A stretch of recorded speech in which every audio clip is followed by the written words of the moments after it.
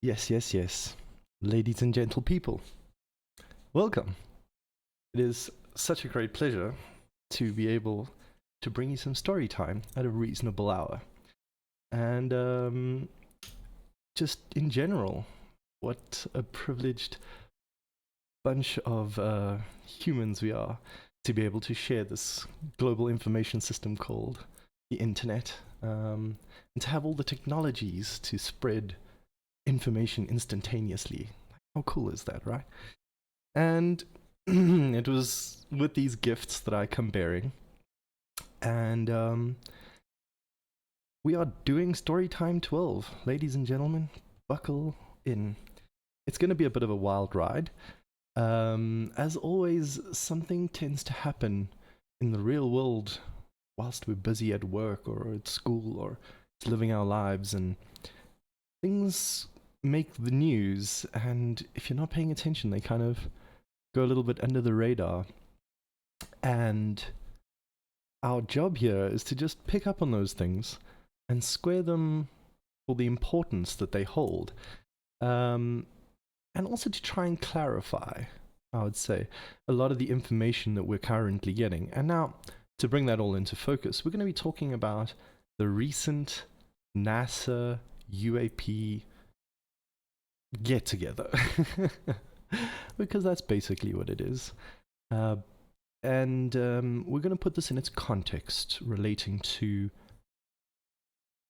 in a sense, their forgetfulness towards all the previous bodies of information and commissions and all the other studies that have really dug deep into the topic of extraterrestrials, and UFOs, and just all paranormal things, because we shouldn't always limit ourselves to just these kinds of phenomena. If you look at Skinwalker Ranch, you'll find all kinds of strange events that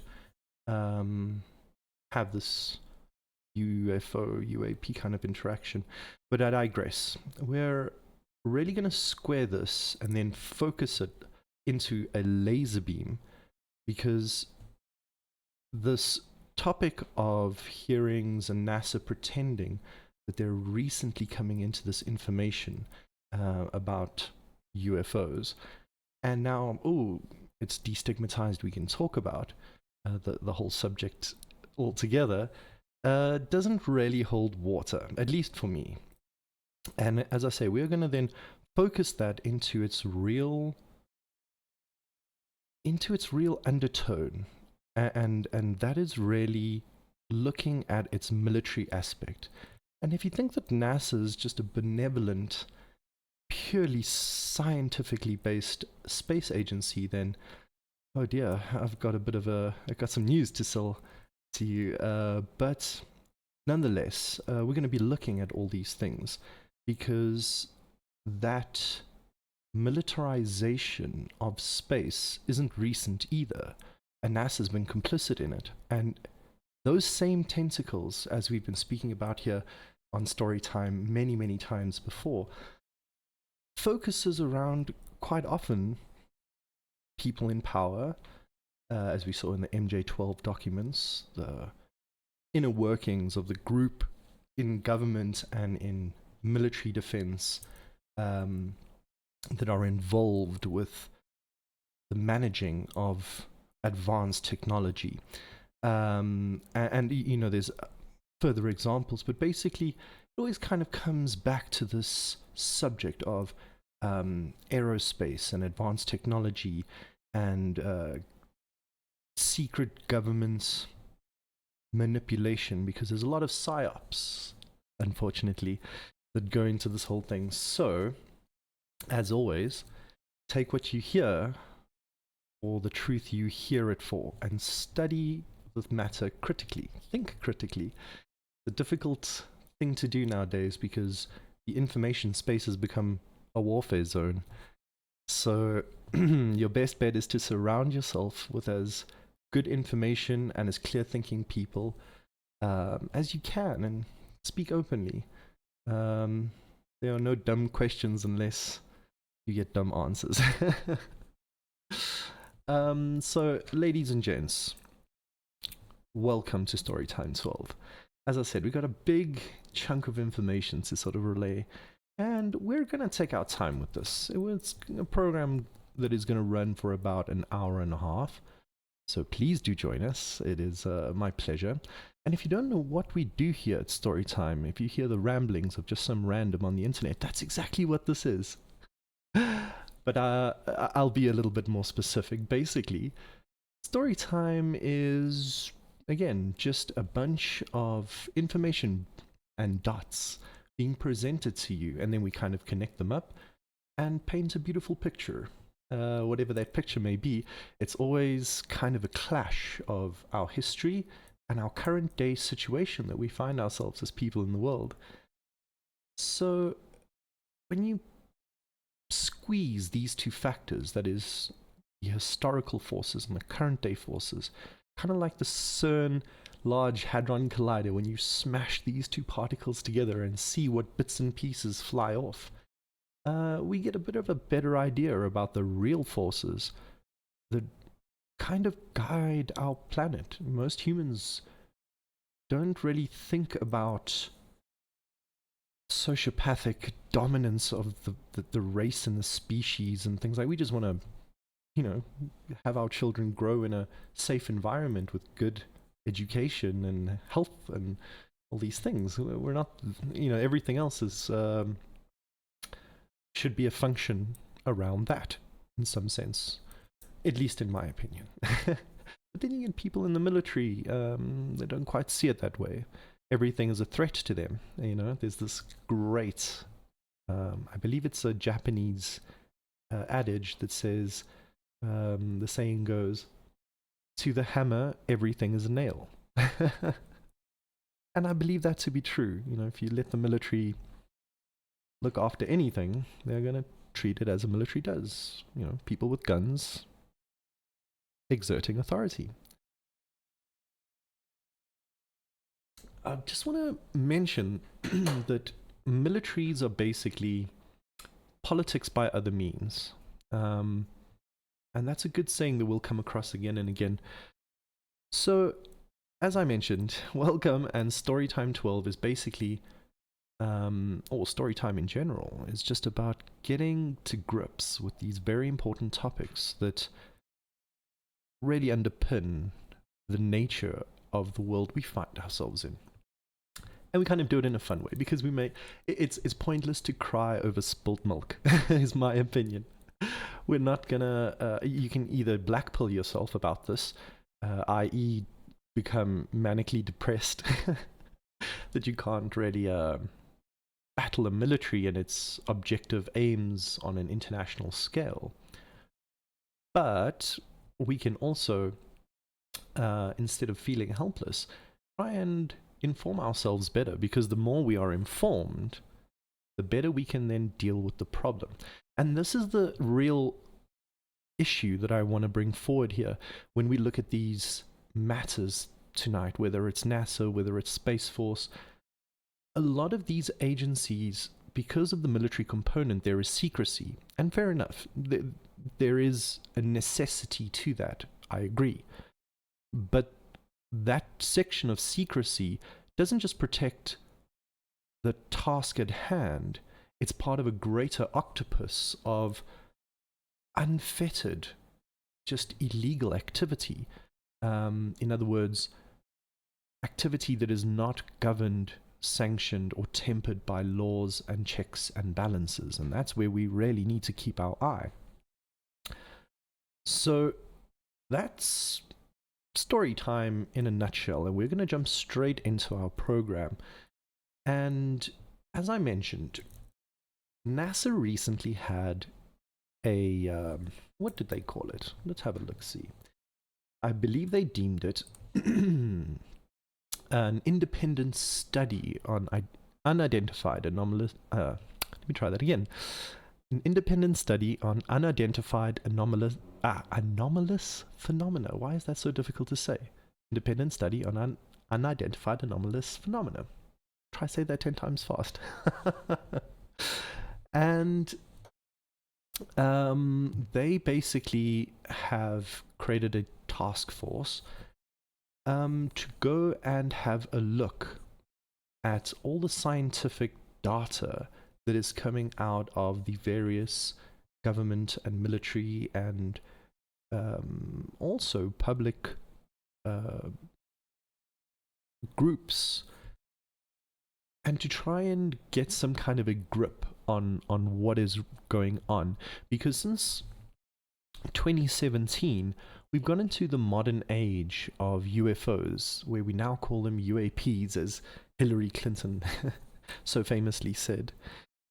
And it's a bit of a rebranding, and fair enough, it might be a better identifier, because some of these things are not, we don't know if they're machines or solid, or there are many assumptions that need to be looked at.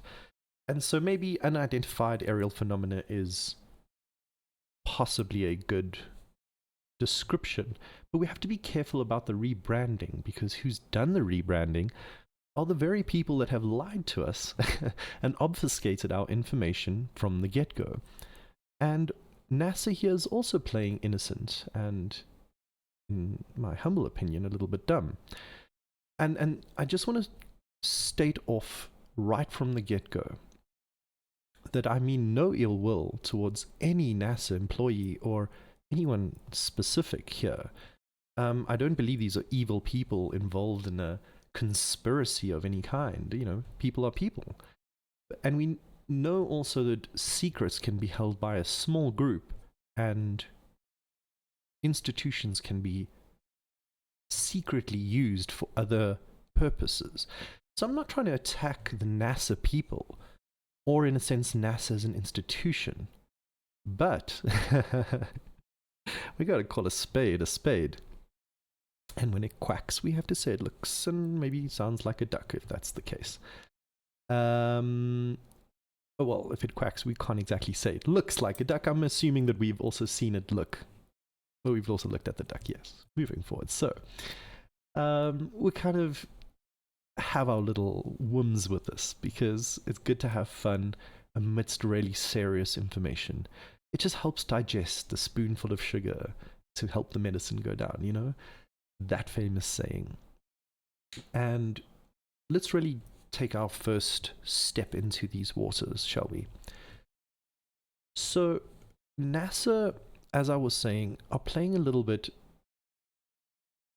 farcically, in my opinion, because although they're now taking it seriously in air quotes, and you know, they say that they are looking for tools of scientific discovery that are powerful enough to sort of apply in this field. And you know, the science administrator at NASA headquarters has also pointed out that, you know, NASA's not part of these the unidentified anomalous goodness gracious, that word's not coming out of my mouth very easily this evening. Let's try that one more time. Unidentified Anomalous Phenomena Task Force. I like to just call it the AUPTF, UAPTF, and Airborne Object Identification, Management Synchronization Group. These two are more part of the Ministry of Defense, the Department of Defense, and NASA's making it very clear that they're not funded and they're not a part of the military section that has been studying UFOs. This is their own thing. And it's important. It was interesting to me that NASA felt the need to kind of make this distinction that although they might be using this information, although they might be referencing, for example, people like Dr. Kirkpatrick, who gave testimony to the Senate Committee on Armed Services, it was Senate Subcommittee. He was part of the of ARO, the Advanced Aerospace Research Organization, Research Office. Now, ARO, we discover, is part of an umbrella group of things. Some call them activities, if you Lou Elizondo, for example. And they are more of the funded, slightly more public side. And NASA's distancing itself and saying, no, look, we're purely just looking at this through our own scientific lenses. And I want to call that out just a moment here because, you know, NASA has been the first step in creating America's space capabilities. Now, obviously in the modern age, we've got people like Elon Musk and SpaceX, and they launch rockets for the CIA and, you know, other people, not people specifically, but other institutions secretly if necessary. So there is the private sector that's now involved. But the point here is just that NASA has been on the forefront of the US space program, the secret space program. And that has been top priority secrecy. And many little bits and pieces have come out of it. And when we put it all together, we can see that everything has a bit of a dual purpose. Not every satellite is there to just look at the weather. It can also look at military bases and do various kinds of scans across different spectrums. So this is all very valuable, even as a communication system to the military. So we can point out in quite a few instances when NASA has been the tip of the spear of the military section. For example, let's not forget, let us try remember and not forget Operation Paperclip. Operation Paperclip, let's maybe refresh our memory here, call it up on the screen, because I like to do these things live. That's always a fun thing. And sometimes we like to also rely on Wikipedia because it sometimes gives you a more diluted, more official response to various topics and subjects. And then it's fun to pick holes in it. And sometimes it does give you little grains of truth, which are interesting in and of themselves.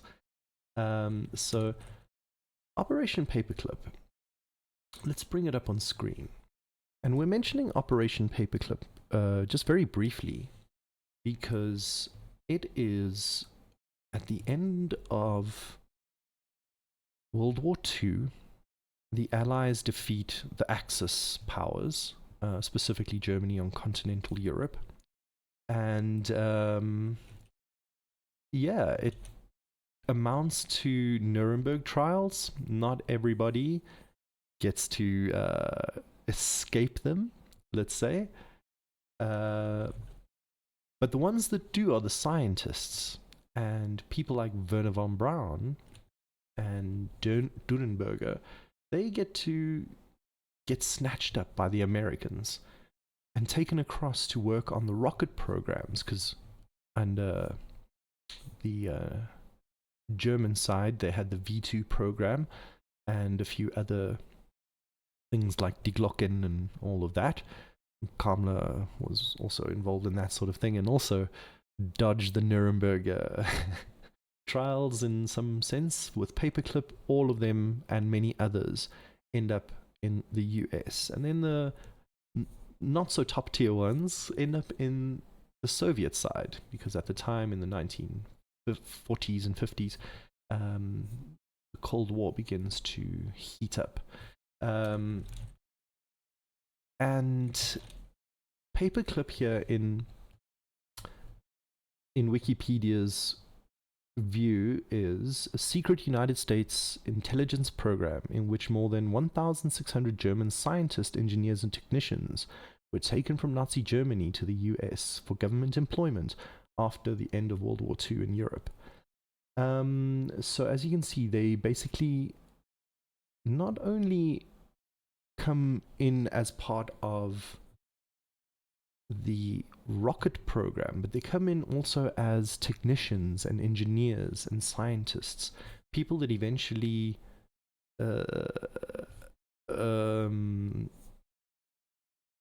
move into other aerospace and private military institutions. Like I can think of Durenbergen is linked to Bell Helicopters, for example. So these people not only begin working on the secret rocket program, because at this time there's also intercontinental ballistic missiles becoming a threat to society, but they start working on the actual militarization of the technology. So this is the thing we need to pay attention to when NASA now is saying, well, okay, let's look at the UAP stuff, let's get into this science. My reading on it is that they have been involved in the science right from the get-go. I mean, let's just take I'll give you a stupid example, but a fun one nonetheless. We've had something orbiting our planet for a very long time. Tesla and Marconi picked this thing up. It was Tesla thought it was definitely alien because it was giving back set repetitive signals that don't occur naturally. They are part of a pattern that has to be conducted by an intelligence. So he was like, aliens, obviously. Now, that same object was later discovered by our radar systems as we got better, and this is now during the Cold War. And this thing here that we find was now in polar orbits. And this was interesting because nothing at the time during the space race between the Soviet Union and the United States had a polar orbit. And I believe this thing was called the Black Knight satellite. Now, the Black Knight satellite. Oh, there's actually a Wikipedia. Oh, okay, this one under Wikipedia says conspiracy theory. But let's see. I'm just gonna have a quick peek at this. Black Knight is a jumble of completely unrelated stories. I'm gonna just take this back a little bit. So we have basically been detecting something that has been orbiting our planet since we've been able to master radio technology. First by Tesla, then Marconi, and then by more and more people, and they've been studying. Even amateur astronomers have been looking at this. Now, the interesting thing here is the Black Knight satellite was not only in a polar orbit, but it was something that even the Soviets and the Americans at the time, even with Sputnik, could not achieve because it's more difficult to launch a rocket in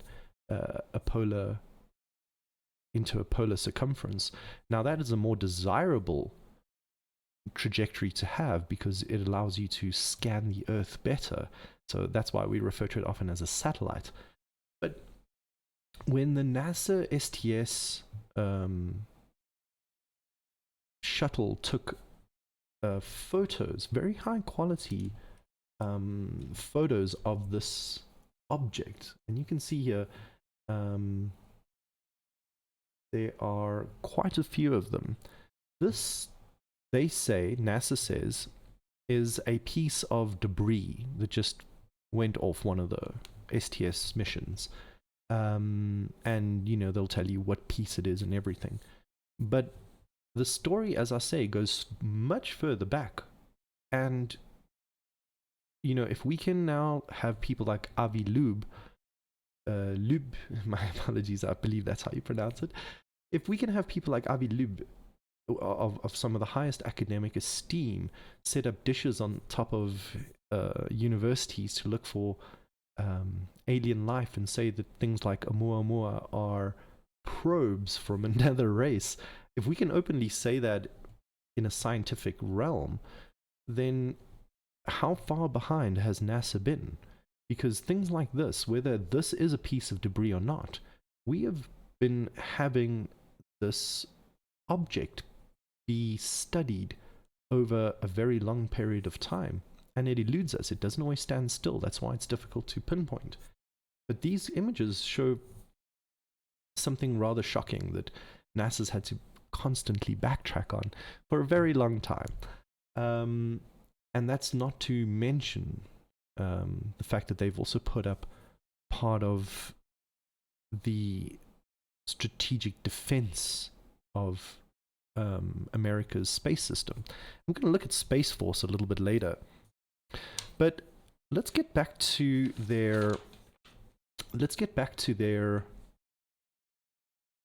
little hoedown. I don't mean to discredit it, but as I say, they're very late to the party. They're trying to figure out what's going on. Now they feel that stigma has been lifted and they can openly study this, so they're getting big shot scientists to, you know, apply all their modern science to this. And, you know, even on this program in StoryTime, we looked at what was disclosed through senators like Mark Rubio and Harry Reid, and other people have leaked, and when I say leaked, it's obviously on purpose by different powers. Put that as a very broad term because there's just very many examples of it. But these leaks, for example, let's take a look at the DIRD reports. And let's just take this here, shall we? This is part of the this is from the Black Vault Freedom of Information Disclosure from Defense Intelligence Agency, and it's part of the contractual package that Bigelow Aerospace received. And these are some of the topics that they go through. And again, you can see space access, advanced materials, biomaterial, positronics, um, anti-gravity for aerospace applications, traversable wormholes. This is what the military-industrial complex, through special operation, my apologies, special access programs, keep from not only the public, but from elected officials and people in government. This is really what leaves us with a big black hole of obfuscation. It provides a kaleidoscope where the public cannot really get a good grip on what's really been disclosed behind closed doors at the highest levels of military and political power. So, to me, again, when NASA comes across UAP phenomena and now they're like, oh, we need to study this, it's the same thing we called out with Elon Musk. When Elon says, if there were aliens, I'd know about them. Well, Elon, again, I love you long time, but you've got a bit of catching up to do so. Not only has the public been studying this, but different organizations throughout time and at a governmental level. For example, just the ones that come off the top of my head. So there's the Canadian one that's the most recent, and that's Canada Sky. Canada Sky UAP. Now this is part of NORAD, so for me it's just an extension of the American program. But they're going to have reports that only release in 2024. So next year, sorry. But again, it is quite new. And this is straight from their Department of Defense. Oh my goodness, we're going through Bing, that is so boomer. Anyways, moving forward. Sky Canada project.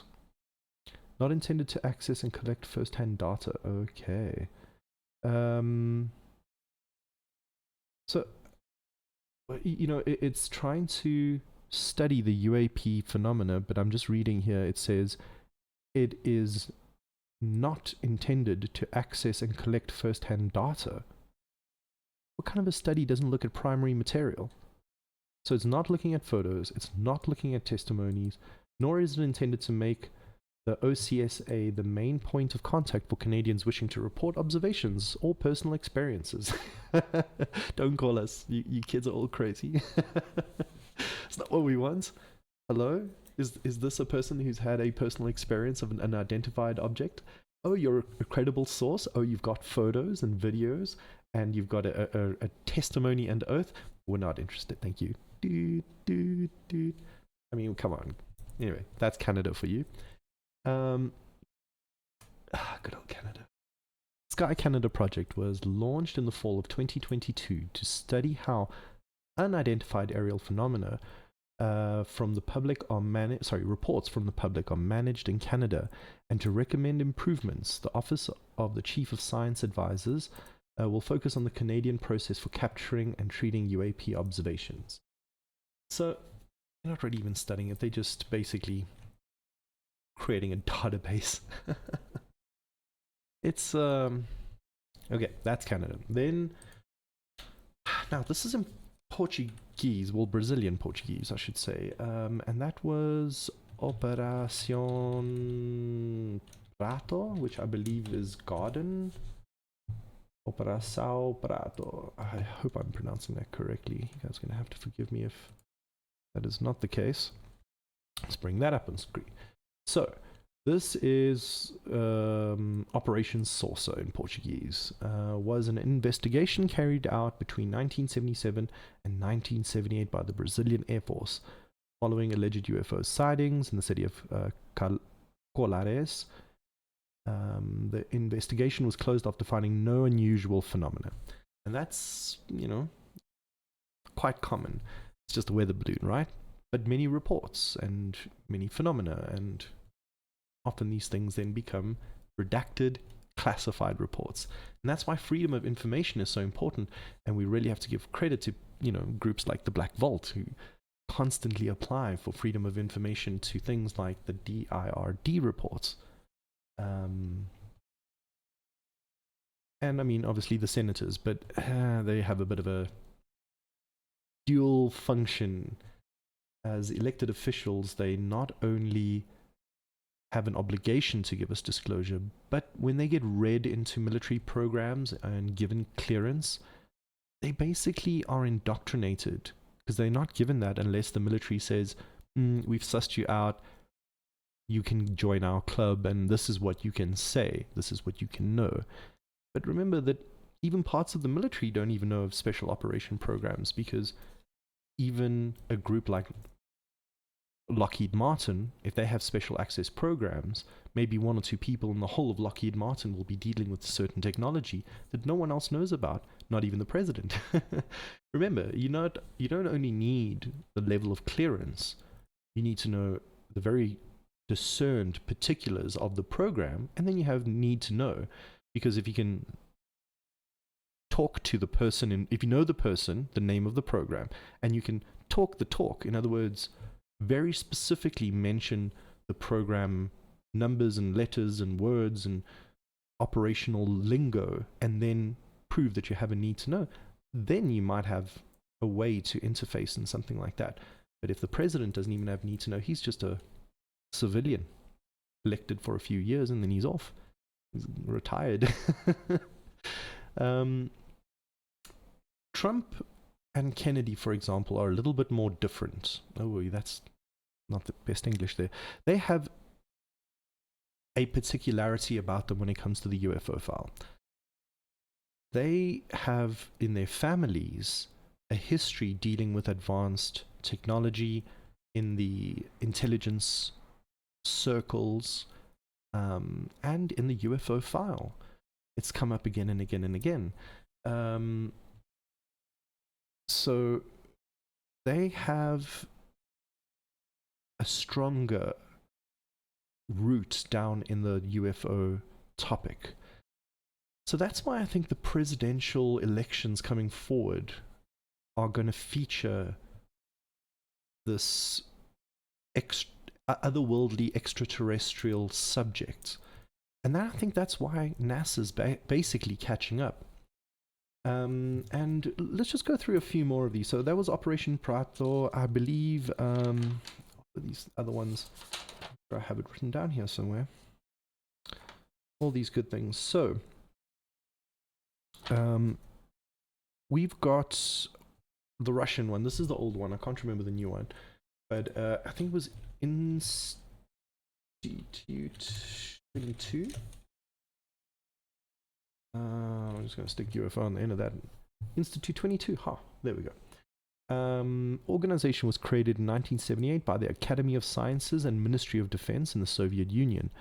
Its mission was to investigate UFOs in the Soviet Union. Institute 22 was a secret organization for 13 years until the fall of the Soviet Union. So it would probably still be secret today if it wasn't for the collapse of the Berlin Wall, basically. So during its existence, a great number of soldiers, sailors, and pilots of the Soviet army were given orders to watch out for UFOs and other unexplained events. Without any further information, the orders could be handed out quite easily, since the Ministry of Defense was involved, thus no questions could be asked. Information control and censorship. That's why it's a weapon these days. So that was Institute 22, ended in 1983.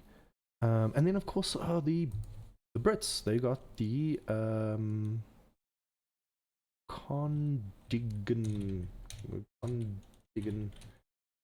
group. Sure I spelled that incorrectly.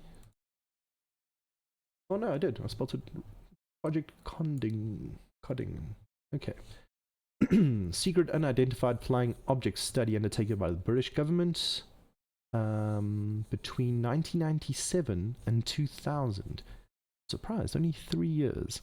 So, like ATIP, it only lasted for a short period, and ATIP is under RO, and RO only existed for a short space of time. And although they said in 2013 that they didn't have any programs, in 2017 it came out that, there were these things going on.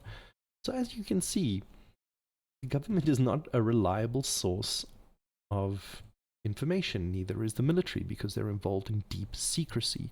And this is why when I say NASA's catching up late, here we go. The results of Project Conding were compiled into a 400-page document titled Unidentified Aerial Phenomena in the UK Air Defence Region that drew approximately 10,000 sightings and reports that had been gathered by the DI-55, a section of the Directorate of Scientific and Technical Intelligence.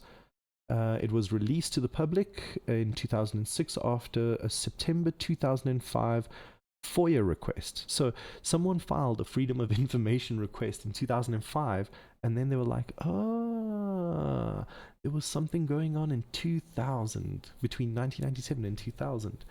And how many times have we seen that subject come by? The other thing I also just want to mention when it comes to NASA is that the NASA we know and love had a split during our lifetime. It wasn't doing so well because think about it this way. It never went back to the moon. It had this great success in the 70s and then never went back. And so interest in the space subject in the public eye began to just wane a little bit. And NASA wasn't doing so well, and America's economy needed a few extra funds, and so they kind of downsized NASA. And in my opinion, that's where they again began to segregate the public NASA side with the military NASA side. And that's why the current NASA group are saying, okay, well, UFOs, let's look at that, when in actual fact NASA as an entire agency has been very deeply involved. Maybe not directly even, but the people involved in NASA, again, let's just plug ourselves into this. So when we say that NASA is involved in the space foundation of the United States, this makes me think back to, and we mentioned this in a previous story time, the fact of John F. Kennedy being assassinated for what was told to Caddy by one man he represented. I think it was an associate of Mayhew, if I'm not mistaken. But anyways, Caddy basically tells us that Kennedy was assassinated because he wanted to share the UFO file with Russia and have a peaceful relationship with Russia. And, well, at the time it was the Soviet Union, right? And not only that, but he wanted to do a joint space mission, and this was later confirmed by Gorbachev's son. So Kennedy wanted to crack this nut wide open and bring it all to the light of day. And a few weeks later, there you go. Now, if we backtrack 6 days before his death, I think we might have, let's see, I think I've got some cool photos to maybe show you guys. Let's see here. So, oh, here we go. Firstly, let's put this up on screen, shall we? This is from NASA. I mean, we would be doing a great injustice if we didn't just, point straight to their own documentation. Here we have their agenda. Is a downloaded PDF. There's a whole bunch of PDFs that you can download, but basically it's a notice to the public. On May 31st, in accordance with the Federal Advisory Committee, NASA announces a public meeting of Unidentified Anomalous Phenomena Independent Study Team, the UAPist. UAPIST. UAPist. Ah, that's funny. This meeting will take place on Wednesday, 31st.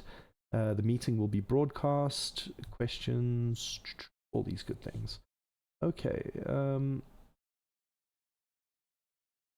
Now, this kind of began in 2020 and 2022.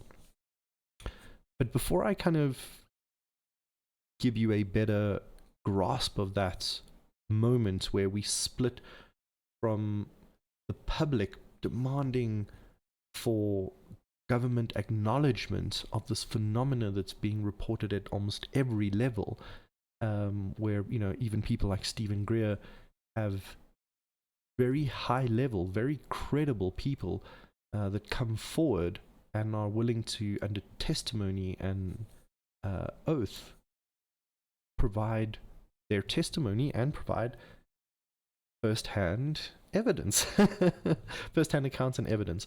Exactly the opposite of the Canadian program. But all of these things get sort of whitewashed by the media, and we sometimes roll back to square one. And what I want to mention about this NASA UAP independent study is, for example, in their agenda, they have a whole bunch of people, and there's a bit of a balance. So, for example, there was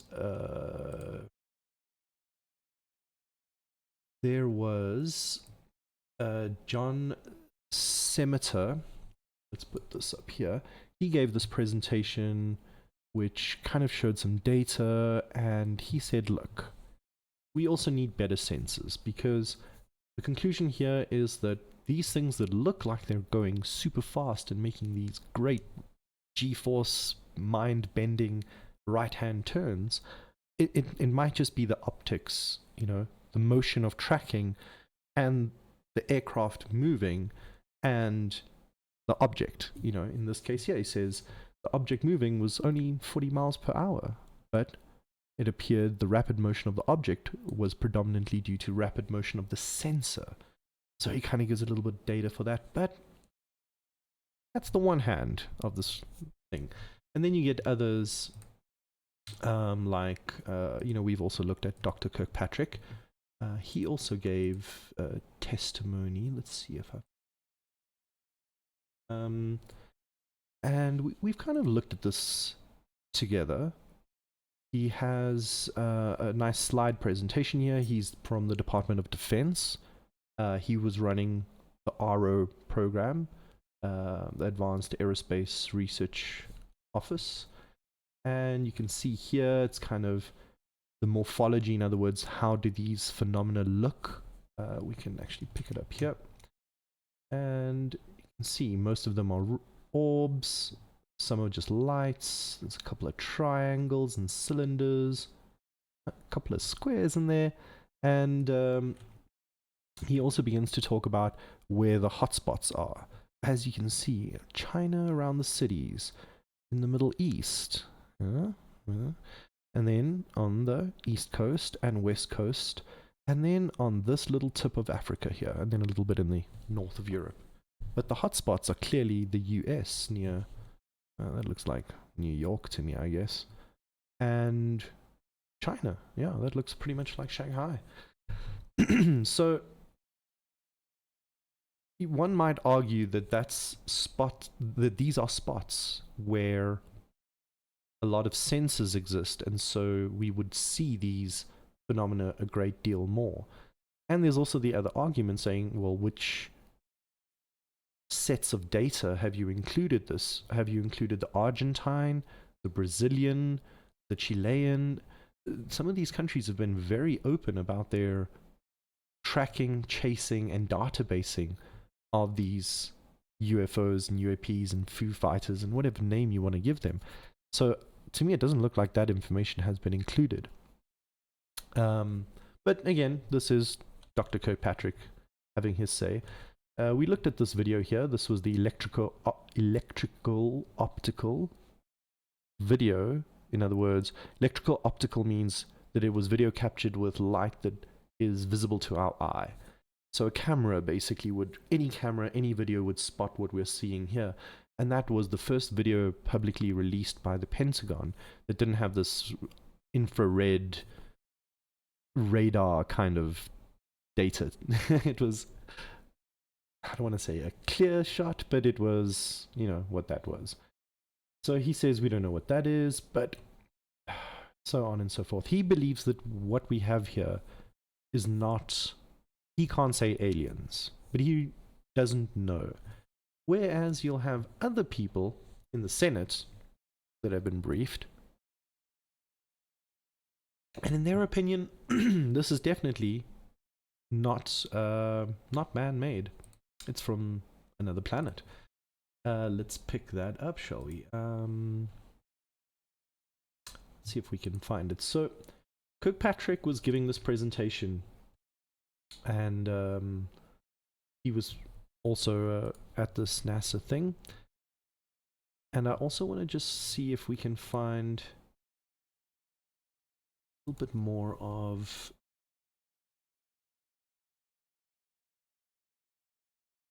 of this information.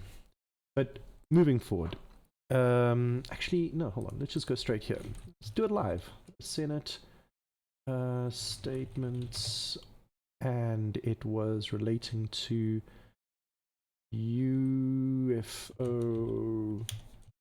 not human. Let's put it that way. So let's go straight to the news.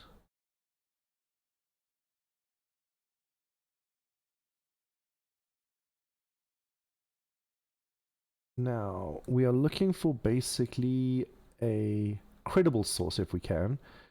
UFO hearing on Congress, exploring UAP military threats. Well, it's a bit of a stretch doing it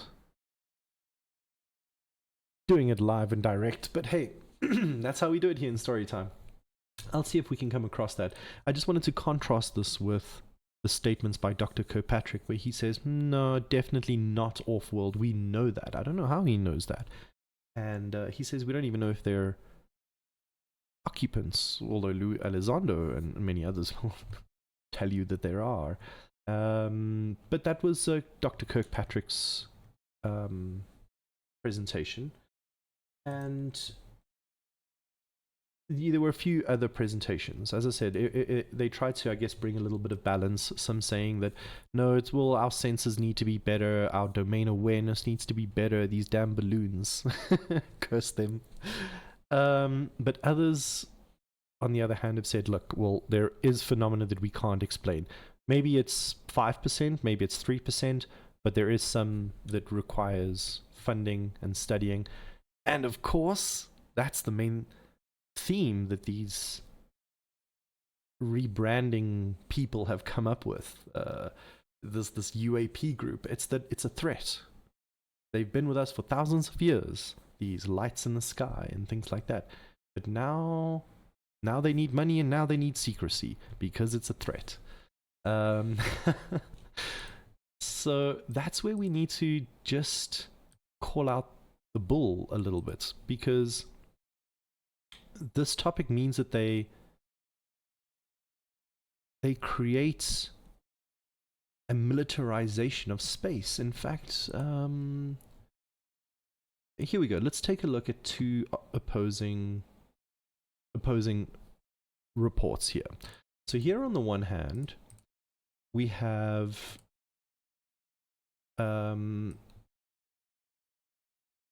this is a report from Azerbaijan, so take it with a pinch of salt. But you can see here, China says that the US is militarizing space. The US military is attempting to turn outer space into a battlefield, China's foreign minister said. So the US has been accusing China and Russia of the exact same thing, and then with that tension have made procurements to, for example, create the Space Force and give it funding through the NDAA. And it's a big mess, because now we're beginning to have an arms race in space. And this is going to lead us to the second half of our Storytime 12, where we look at the space war. But if we look on the other end of this topic, before we head into the second half, here is an example from the Washington Post, and it's an opinion piece where Henry Olsen goes and writes, the US Space Force is preparing to militarize space. Good. They're happy about this. For them, it's fantastic. Oh, fantastic. Tinkerbellius, thank you so much for the follow, and thank you for joining our program. You're at about the halfway mark of Storytime number 12, and we're basically looking at NASA trying to catch up to this whole question of the UAP phenomena. And here we are seeing how it's being used, as the Japanese adage says, to a hammer everything is a nail. We see that the military is beginning to get involved with political bodies, and it's just leading to a space race where we're putting arms and sensors and all kinds of secret things in space for a war that is perceived by these crazy, insane sociopaths. That's why, as the public, we have to kind of be a little bit smart about this. But Tinkerbellius, thank you so much for the follow. You're appreciated. So let's see what the Washington Post has to say here. They say that the US Space Force was widely lampooned for its logo, which looks like a knockoff of the emblem from the 1960s era Star Trek. So they meaning this delta symbol here. And let's just say that the Space Force has got a few interesting patches. In fact, let's have a look at them. I mean, we're having fun with this. Ladies and gentlemen, welcome to Storytime number 12. We are going to go seriously deep in this. I mean, not that we're presenting some kind of academic publication here. As I said, I'm just some dude on the internet. But we're going to look at the official websites and documents and policy papers. We're not playing games here. We're going to use their own ammunition against them. So that's what we're going to do here. So let's have a look. Firstly, we were talking about the patches. So let's bring up here. This is the United States Space Force. The United States Space Force has come about because of Donald Trump, basically, in my opinion. One can argue that it was a natural result of the forces and such, but really it was Trump that pushed through. And I'm not saying this to give him any credit in a political sense, but it's just a fact. His push for the Space Force really brought it about. And so whilst it does have this delta shape that very much resembles Star Trek, it is a new branch of the US Armed Forces. This is no laughing matter.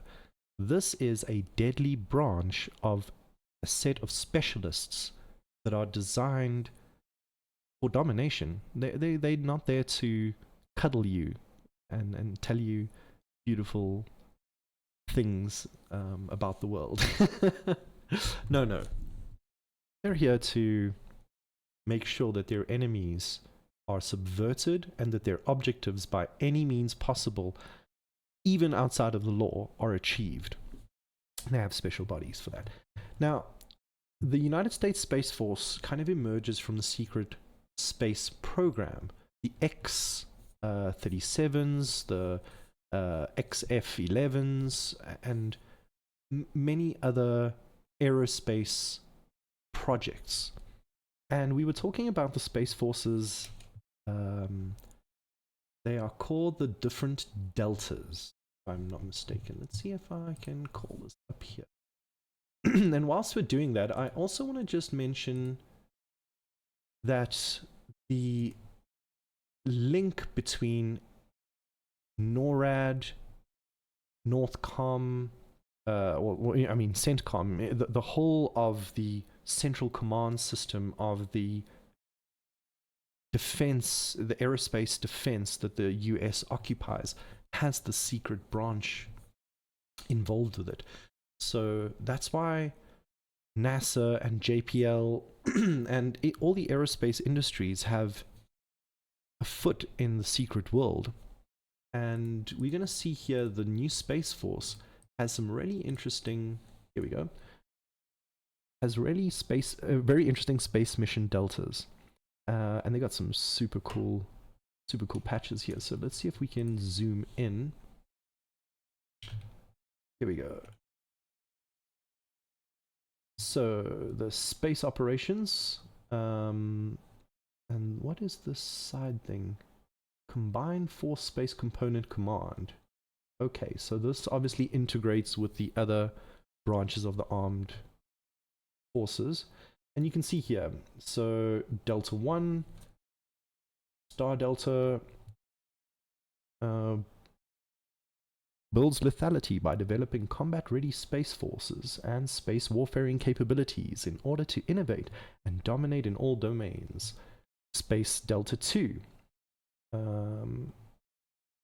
They are integrated ISR, space observation and environmental monitoring to enable space battle management and support for ground operations. Space Delta 3, that's also got a cool patch. That is operations of electronic attack, protection, and support capabilities to protect and defend the space domain.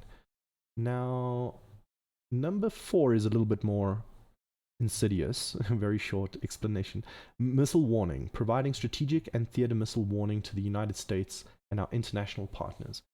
I say that's a little bit more insidious because that's where the thrust of this secret space program comes from. If you can control the space above, you have dominance over the people below.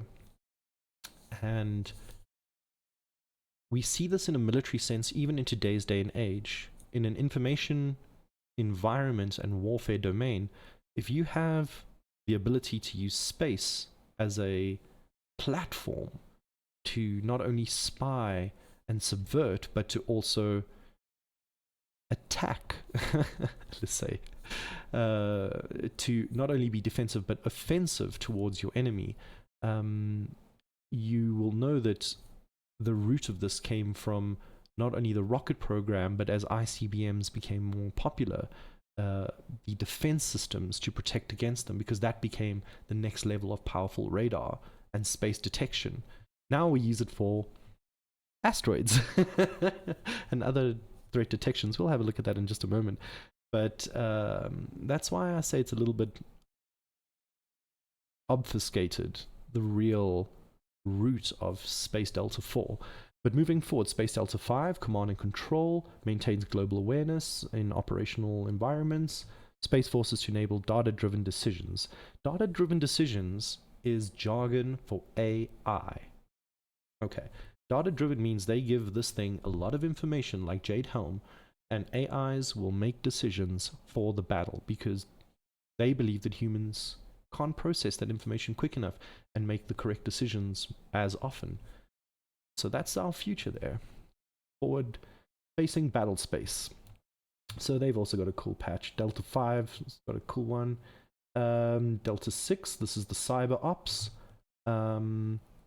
They protect space operations, networks and communications.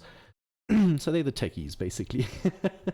Space Delta 7 provides intelligence to allow for detection and characterization of adversary space capabilities. In other words, they try and find out what the enemy has, or if something is a threat. Satellite and communication navigation warfare is Space Delta 8. Navigation, timing of satellites and communication, coalition partners, integrated commercial and civilian user interfaces. So that's just basically the communication system. And Space Delta 9 is orbital warfare, conducts protect and defend operations from space and provides response options to deter and defeat adversary threats in space. So that's the bottom line. That's the bottom line there. But I digress. You know, there's a couple of others. For example, my favorite one is Space Force Delta, I think it was 18, the one with the pharaoh head. Yeah. Check this out. This is the Space Force intelligence. I mean, really, you got like a pharaonic head. Often these patches have these secret meanings embedded in them, and a lot of them are occultish. I'm not gonna lie. I mean, yeah, that's one for the record books there. But ladies and gents, let's try to square this again.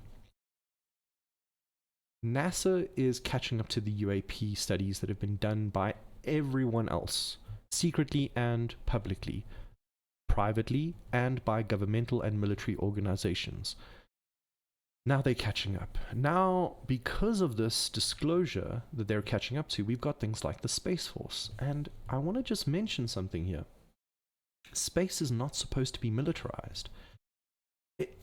It's meant to be a domain for peaceful cohabitation, a bit like the Antarctica Treaty, you know? You're there for science and collaboration, and that's it. No militarization.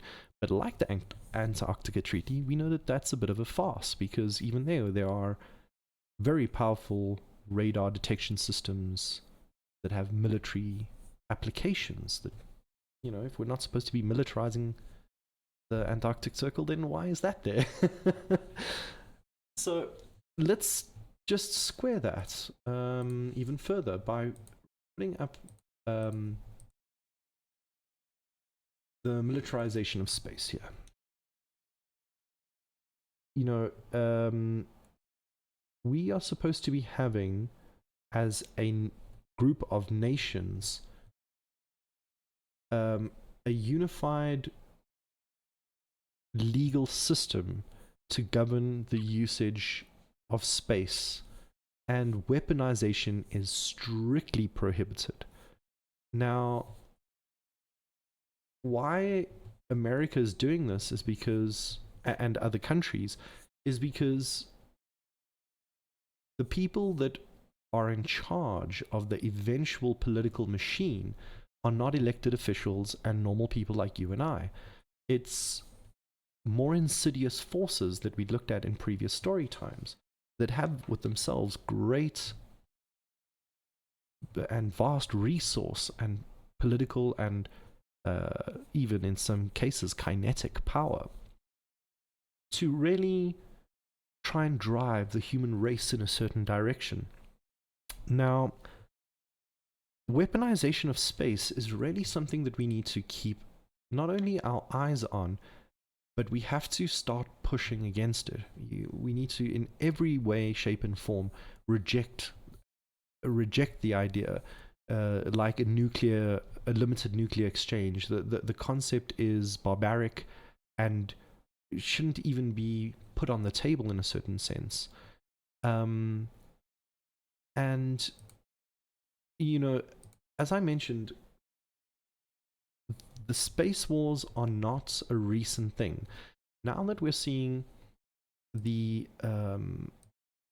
US begin a space force as the sixth branch of their military, and for that to be the tip of the spear for their advancement of technologies and control systems, we have a bit of a problem.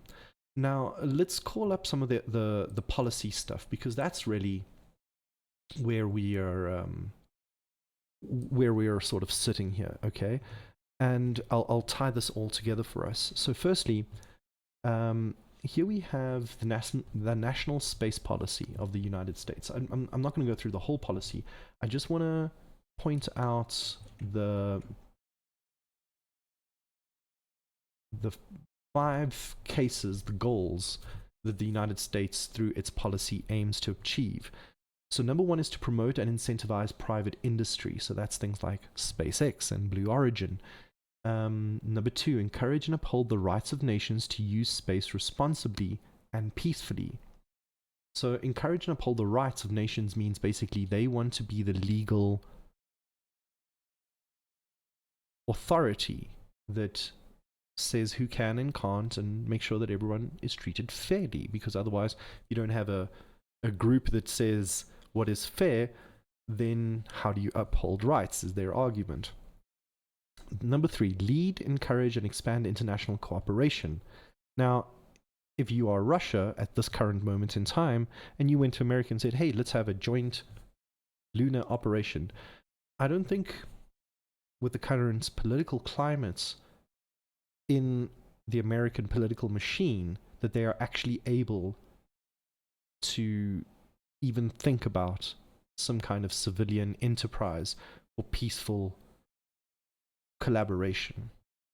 So when they say international cooperation, they mean those that are acceptable to them in the international community.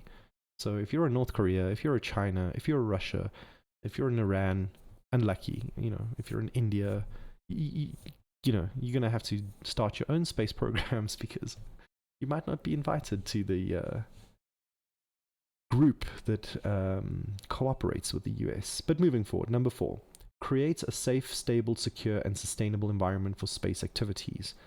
Now, although Elon Musk is putting in thousands of low Earth orbiting satellites for Starlink, completely cluttering the sky, they want to be able to make sure that it's safe and stable.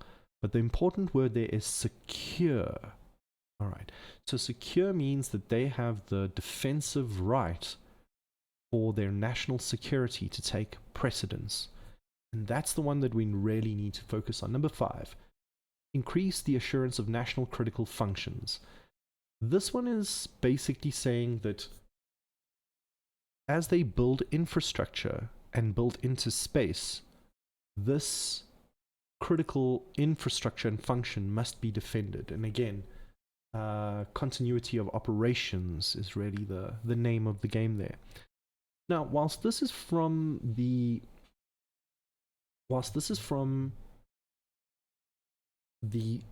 president and from the government side, there is also the Department of Defense. They've got a similar policy, obviously tailored for their military ends. And this is the one that is the most disturbing. Okay, and as again, you can see the date there, 2002. So the policy number 1 on their policy agenda is recognize space as a priority domain of national military power that underpins multi-domain joint and combined military operations to advance national security.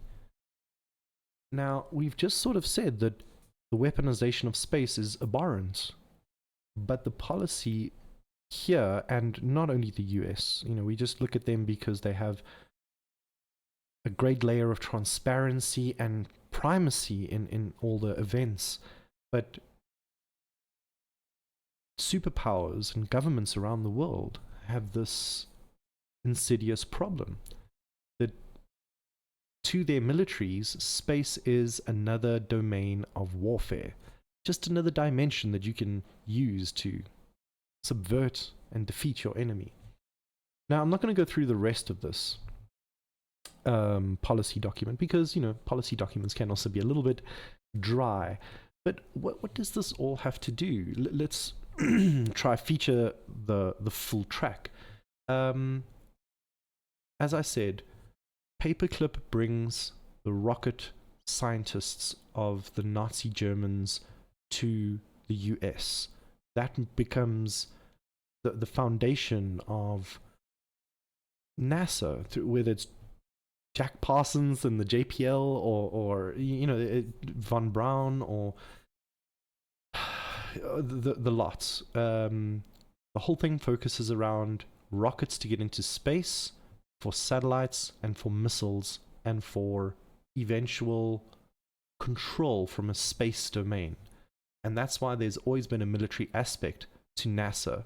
And I think that's why the split at NASA kind of gave them a sense of amnesia. And that's one of the topics of StoryTime 12, is that NASA had this amnesia. And now they're like, oh, the whole world is talking about UAPs and the Pentagon's releasing documents and we have a space policy and all kinds of things. So I believe this second section of NASA is now starting to see more clearly the world has become a vastly more complex space, and exopolitics is now becoming a real thing, whether we're thinking about our relationships with artificial intelligence or with extraterrestrial intelligence. These concepts are now on the forefront of the human mind.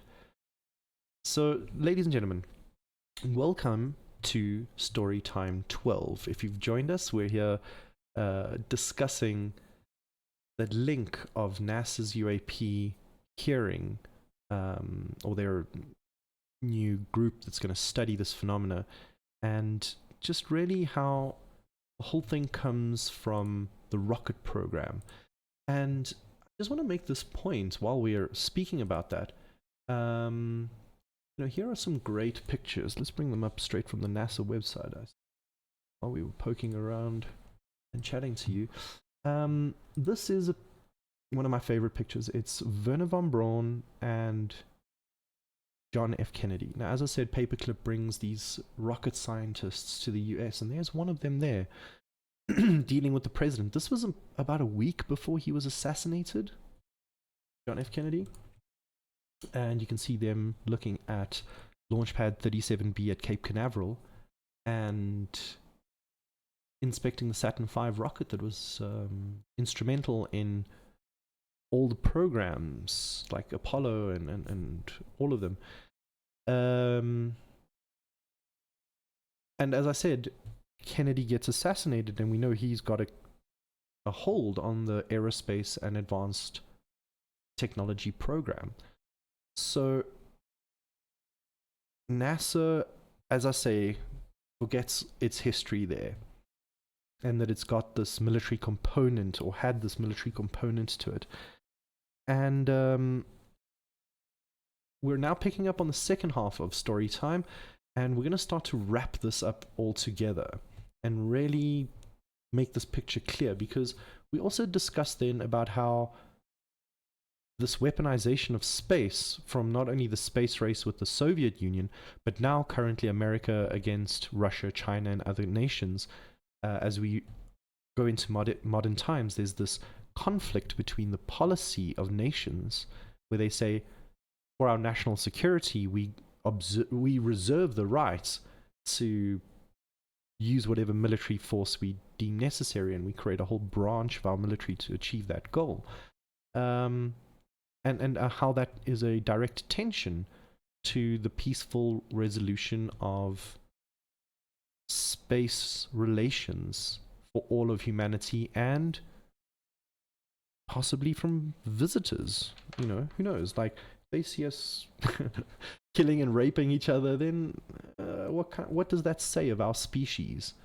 If our first welcome to any visitor is a whole system to destroy ourselves, pointing in on ourselves, in a sense, it leaves a lot to ponder.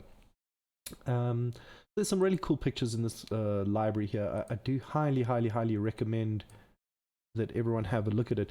But there were some pretty important people involved with NASA, and all of them have aerospace ties, and all of them have some, in some sense, a relationship with the UFO file, and they openly believe in either, if not straight up aliens, they believe in like further spiritual occult things, and I'll prove that to you if you don't believe me. But I don't want to go too far off the beaten path. I just want to mention that this whole thing, as I said, whether it's 1970 something or 2020 something, we are stuck at this logarithmic increase of tension. It's like an exponential pressure between the government lying and trying to control the information and the truth, and the public having had their own personal information and group sharing, and their own sharing of the truth itself kind of smashing together. Now we need to see if the information can be still open to the public without needing the stamp of approval from the governments, and at the same time if disclosure will be truthful. But I'm not so hopeful, and that's why these hearings, like the Senate hearing and the NASA hearing, kind of run us around a little bit in circles. And that's why it's important to just note the background story is really that they are using the military to drive what publicly looks like a scientific exploratory endeavor. So again, lying to the public is not great, because treating us like children doesn't allow us to make informed decisions about our futures, not only for ourselves, but our family and our communities. So that for me is a big no-no, big no-no. And we were saying that a lot of the members of these aerospace groups are, we looked in previous story times how they are involved in special access programs and revolving doors between the political, the private, and the military and intelligence services. You know, they kind of all share each other's boards of directors and things like that. But all of this has recently been amplified, and that's why we now have this Space Force and this fear of weapons above us pointing down. The fear of other countries doing that is really what can set off a chain reaction. And I wanted to point to Kennedy specifically because, you know, we've got this letter here. Let me bring this up quick. This was John F. Kennedy to the head of the CIA, saying to them, basically, give me all of your information relating to high threat cases. And basically there he means like UFOs, right? It's a very short one. Actually, let's read it together quickly. As I had discussed with you previously, I have initiated, redacted, and have introduced James Webb. So that's where we get the name of the James Webb Space Telescope and institution from. I've instructed James Webb to develop a program with the Soviet Union in joint space and lunar exploration. It would be very helpful if you would have the high threat cases reviewed with the purpose of identification of bona fide. Sorry, let me read that again. Reviewed with the purpose of identification of bona fide as opposed to classified CIA and USAF sources. It is important that we make a clear distinction between the knowns and unknowns in the event that the Soviets try to mistake our extended cooperation as a cover for intelligence gathering of their defense and space programs. When this data has been sorted out, I would like you to arrange a program for the data sharing with NASA where unknowns are a factor. This will help NASA mission directors in their defensive responsibilities. I would like an interim report on the data review no later than 1st of February 1960, and I can't read that last bit. But this was 1963 November. This is right before his assassination.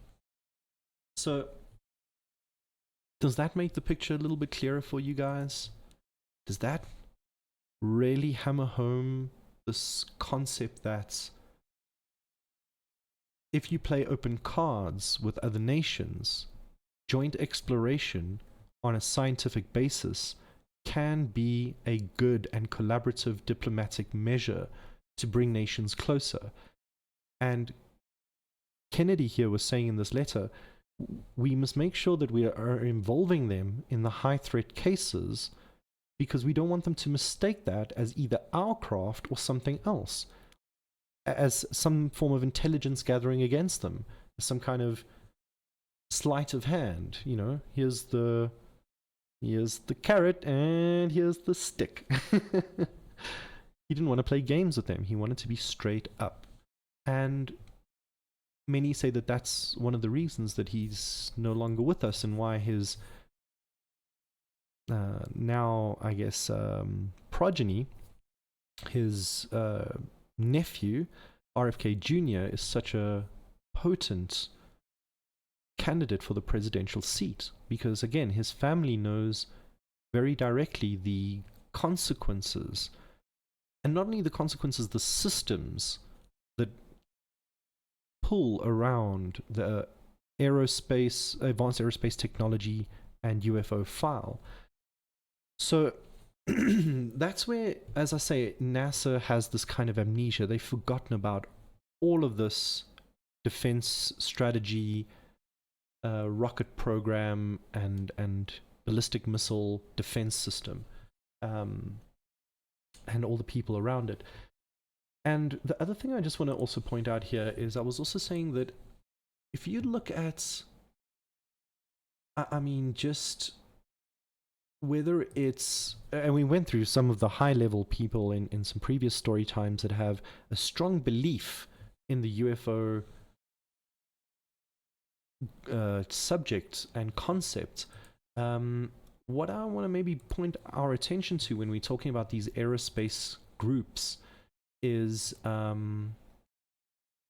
names like Howard Hughes and Robert Bigelow and Jack Parsons and even Werner von Braun. These people all have a very deep connection to the UFO file. Werner von Braun told his daughter on his deathbed that the final card of deception played to the public would be the UFO threat, and that would be the final emergency to usher in complete control of the human race. So take that for what you will. Jack Parsons of the Jet Propulsion Laboratory, let's call him here, shall we? He was part of the Society of Thelema. I mean, he had deep occult beliefs. I mean, really deep occult beliefs.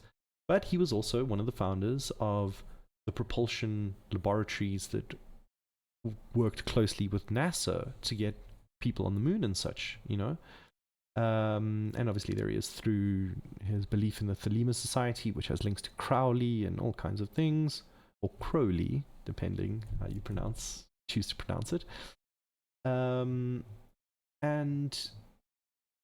So he doesn't even just believe in aliens. He believes in a far more spiritual and occult reality. And this is a very serious scientist starting the foundations of NASA. Okay, so that's Jack Parsons for you. Now, the other one I can think of involved in the aerospace is Ben Rich, or the founder of Lear aircrafts. So let's call some of them up. I think I might even have some video on that. That would be great. Ben Rich, here we go. So this would be so Ben Rich was involved in some of the stealth, he was involved in the stealth aircraft. Not only their study and development, but advanced aircraft. Not only stealth, but beyond that. And he was also quite a big believer in the whole UFO topic. And in fact, I believe he gave this interview. Sorry, let me rephrase that. MUFON got an interview with a person who was present at the talk where Ben Rich basically said that they have the technology to take ET home. And he then questioned him about it and said, what do you mean? What is this technology that can take us to the stars? What happened there? And, credit to MUFON for bringing this to our attention. Just make sure I don't blast your eardrums there. We're going to have a listen to this. Let's do that, shall we? And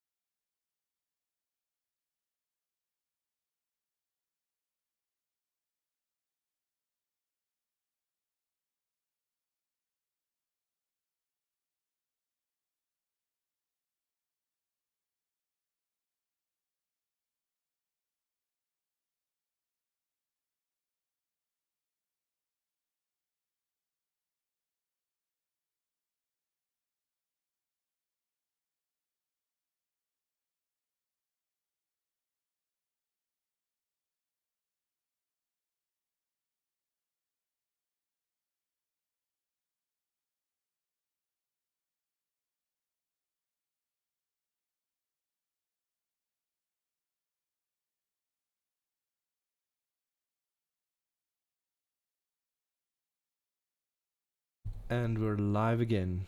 Ladies and gentlemen, I'm sorry about that. I'm not too sure what happened to our stream. There appears to have been a bit of an interruption there. Hopefully, didn't disconnect you permanently. Technical things happen when you're running a live show. But we're going to jump straight back into this. And as I said, hopefully the technical gremlins will allow us to. But this is a MUFON interview with the gentleman that basically spoke to Ben Rich about the advanced technology. So let's just have a look-see here, shall we? Let's make sure we got some volume on that. And let's make sure you guys have that on stream. There we go. It's all looking good. So as I said, credit to MUFON for this. I received a flyer in the mail from the UCLA School of Engineering on about February time frame of 1993. And in it, it had that Ben Rich would be speaking on the UCLA campus to the engineering alumni and please RSVP. I shared that notice with my friend Tom Keller, who also graduated from UCLA Engineering School about 10 years prior to myself. And Ben, being the past CEO and chairman of Lockheed Skunk Works, was like a dream come true. So I said, Tom, you won't believe I got this letter in the mail. Let's go see it. Here's the flyer. But so let me just skip forward there a little bit. At first, but then finally some lady said, tell us about this technology that goes to the stars. But he said, let me ask you something. He says, do you think it's possible to travel to the stars? And the engineer took like 3 steps back, like, why are you asking me this question? And he said, well, yeah, it'll just take a long time to get there. Ben Rich said, no, it won't.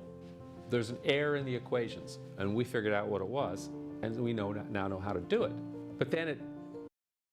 So let me just explain this. So Ben Rich basically says to a person who asked about the technology that they're using for their propulsion systems to take ET back, when she says, how does it work?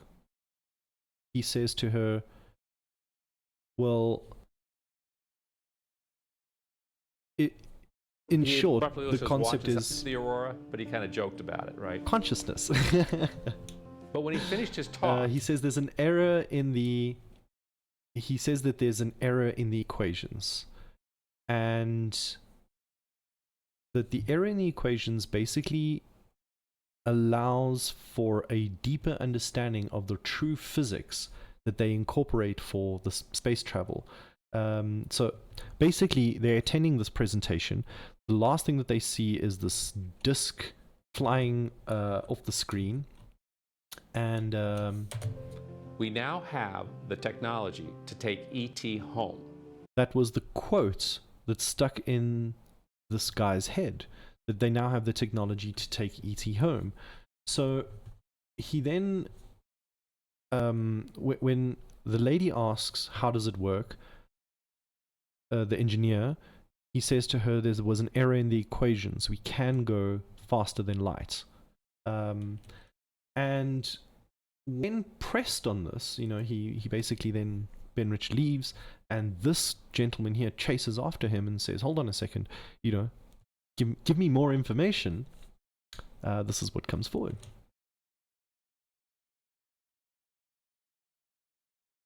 And we now know how to do it. But then he abruptly looks at his watch and said, I've got to go. And he starts walking out of the thing. And I start following him out to his car. And I said, Mr. Rich, Mr. Rich. And he turns around and looks at me like, who are you? And I said, hi, I'm Jan Harzan. I said, I'm alumni. I really appreciate your talk. You did a great job.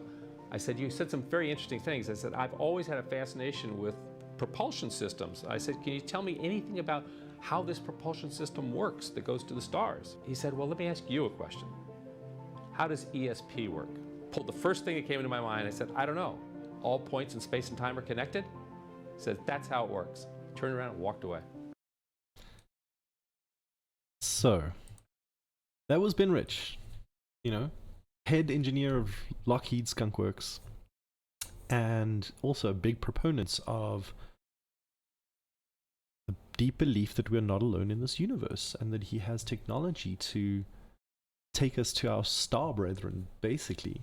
And another big name that also has this kind of belief that is involved in the aerospace game, let's call it, was John Lear. Now, John Lear in the 1980s gave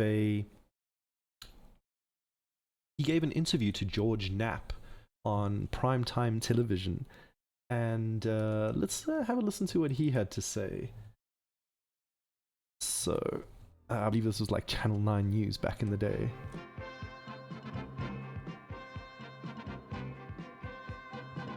Hello and welcome to On the Record. Flying saucers, extraterrestrials, monsters from outer space. The government has been telling us for years that they're not real. They're weather balloons, or swamp gas, or reflections from the sun, or the ravings of lunatics. But serious UFO researchers say a breakthrough may be very close. Some of the government scientists who worked on the top-secret Project Blue Book are ready to talk. What's more, a series of revealing government documents have trickled out of the federal files, documents that paint a much different picture of the UFO phenomenon. One of the most dedicated UFO researchers lives right here in Las Vegas. His name is John Lear, and he is my... So this is John Lear, part of the Lear family, and the Lear aircraft group. And, you know, in this interview he talks about UFO abductions and advanced technology and things like that. And let's see, there's a section here. And being worried, saying the things after us. Okay, I'm not trying to sell it. I want to hear your thesis. I'm not trying to sell a book. I'm not trying to promote a lecture. This is based on what I've come across after intense research in the last year. So here he kind of gives us a little bit of a summary. Let's listen in. And I have found out that the government has retrieved between 10 and 15 actual flying saucers, 3 of which have been in perfect condition, 1 of which they tried to fly. They have between 30 and 50 alien bodies in cryogenic storage. We even have the name of the person whose job it is to show these bodies to the heads of state and the people who are authorized to see them. Now, Corso wrote about this, General Corso wrote about this the day after Roswell, about how he was the one that coined the term, if I'm not mistaken, EBEs, extraterrestrial biological entities. So that's where the military begins giving labels to things that we would colloquially call an alien. But as you can see here, John Lear not only just believes in alien craft, but that there's a deeper conspiracy with the American government and the alien topic, the off-world presence, as it were. So whether it's Ben Rich, whether it's John Lear, you know, whether it's other titans of industry, like for example, Werner von Braun, he wrote some sci-fi. Did you guys know that? Now, whilst Jack Parsons was involved in reading occult and writing occult literature, Werner von Braun actually wrote, and get this, he wrote a book specifically about a character called Elon that needs to get to Mars. I kid you not. You couldn't make it up if you tried. Let me see if I can pull that up for you, because that would be quite a laugh. Elon sci-fi. Let's see what comes up, shall we? It's always a treat. Here we go. Project Mars, a technical tale. Is a fiction novel by German-American rocket physicist Werner von Braun, credited as Dr. von Braun, written in German in 1949. Yeah. Imagine this, right? I've never heard the name Elon until Elon Musk. But if I had read Project Mars, there we go. I would have known I would have known about it.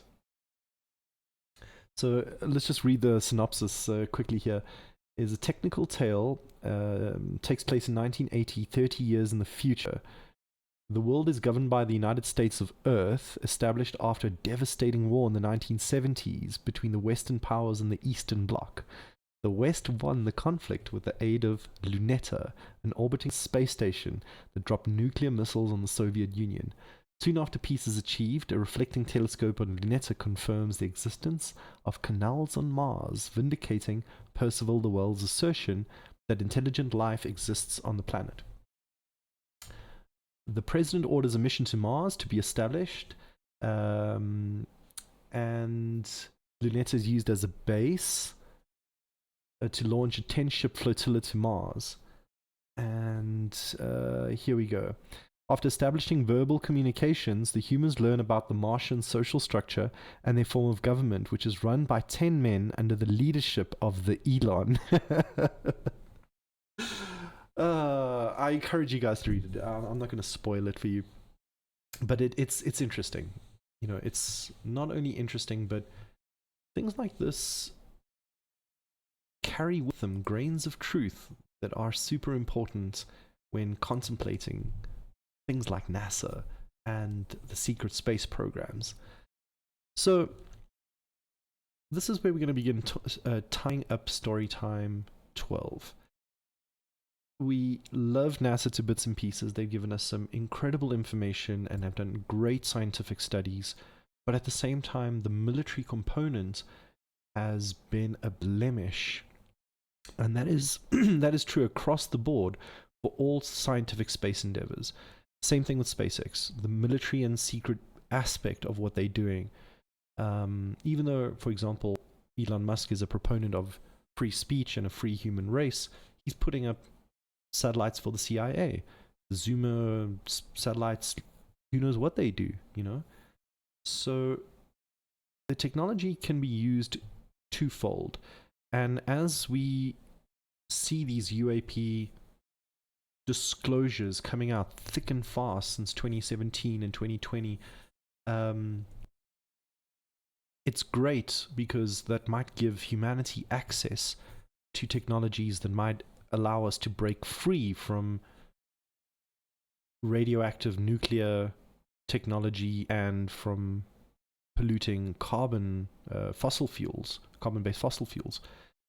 But because it has a military application, and the military is, in a sense, controlled by governments and titans of industry and, you know, powerful elites, we need to somehow decouple these things, which might almost be impossible in a certain sense.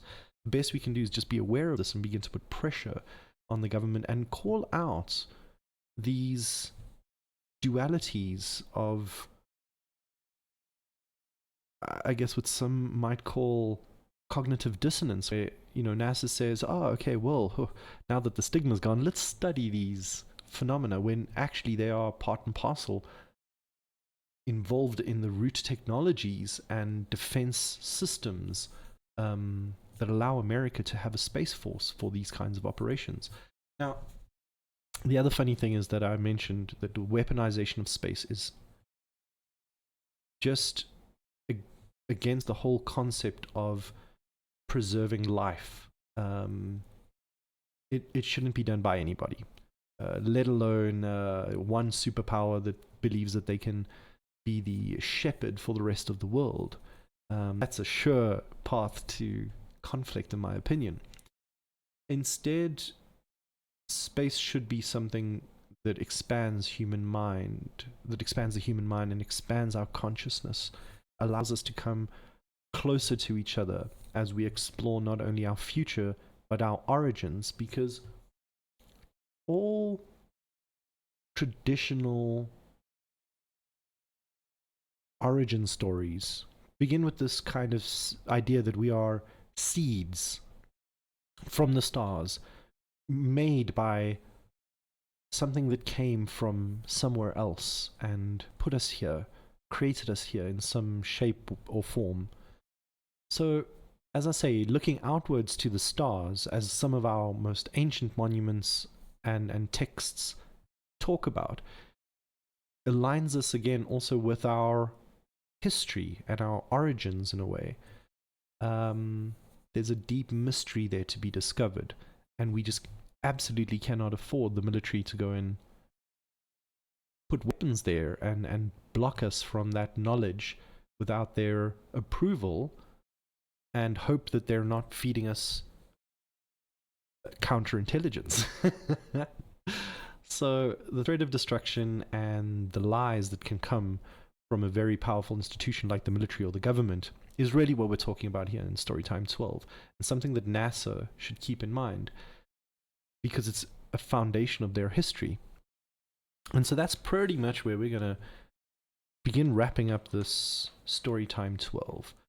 And as I said, whilst we enjoy a lot of the scientific endeavors from institutions like NASA, at the same time, there is a very dark component to the whole thing. And everyone that's involved in the aerospace industry that surrounds NASA and that advanced technology, they all have very strong opinions about off-world entities and our relationship to, I guess you could call them non-terrestrial beings or entities.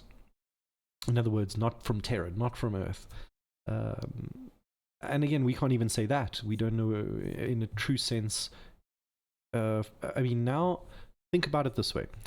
The American government has now identified that these things are trans-medium. That means that they're not only flying around in the air, and not only flying around under the water. Let's keep that in mind. That there are phenomena that they are bringing out and disclosing that are under the oceans, but transmedium means that there are not even solid sometimes. They might be transdimensional.